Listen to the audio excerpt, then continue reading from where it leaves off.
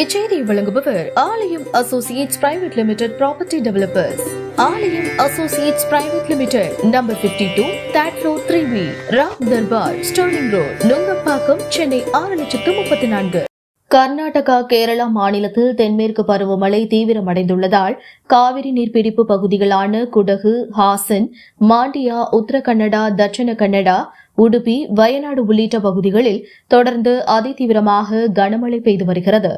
இதன் காரணமாக கர்நாடக மாநிலத்தில் உள்ள கபினி மற்றும் கிருஷ்ணராஜ சாகர் அணைகள் முழு கொள்ளளவை எட்டியுள்ளது. கர்நாடகா அணைகளில் இருந்து வினாடிக்கு 2,20,000 கன அடி உபரி நீர் காவிரி ஆற்றில் வெளியேற்றப்பட்டன.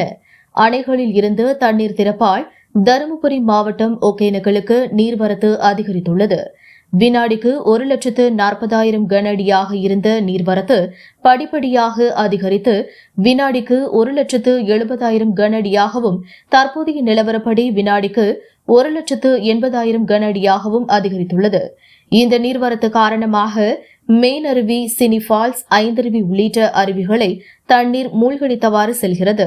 மேலும் அருவிக்கு செல்லும் நடைபாதைகளை மூழ்கடித்தவாறு தண்ணீர் பெருக்கெடுத்து ஓடுகிறது. கர்நாடக அணைகளில் இருந்து தொடர்ந்து உபரி நீரானது திறந்து விடப்பட்டு வருவதால் ஒகேனக்கலில் மேலும் நீரின் அளவு அதிகரிக்கக்கூடும் என எதிர்பார்க்கப்படுகிறது. நீர்வரத்து அதிகரிப்பால் சுற்றுலா பயணிகளின் பாதுகாப்பு கருதி அருவி மற்றும் ஆற்றுப்பகுதியில் குளிக்கவும் பரிசல் இயக்கவும் மாவட்ட நிர்வாகத்தால் விதிக்கப்பட்ட தடையானது தொடர்ந்து 16வது நாளாக நீடித்து வருகிறது. மேலும் காவிரி ஆற்றில் வெள்ளப்பெருக்கு ஏற்பட்டுள்ளதால் மாவட்ட நிர்வாகம் கரையோரங்களில் உள்ள மக்களுக்கு வெள்ள அபாய எச்சரிக்கை விடுக்கப்பட்டு வரும் நிலையில் கரையோர பகுதியில் உள்ள குடியிருப்புகள், தனியார் விடுதிகளை ஆற்று நீர் வெள்ளம் சூழ்ந்தது.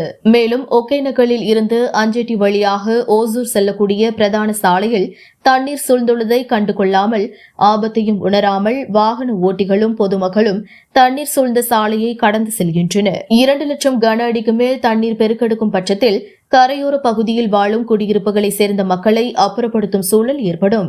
தருமபுரியிலிருந்து ரிப்போர்ட்டர் சீனிவாசன்.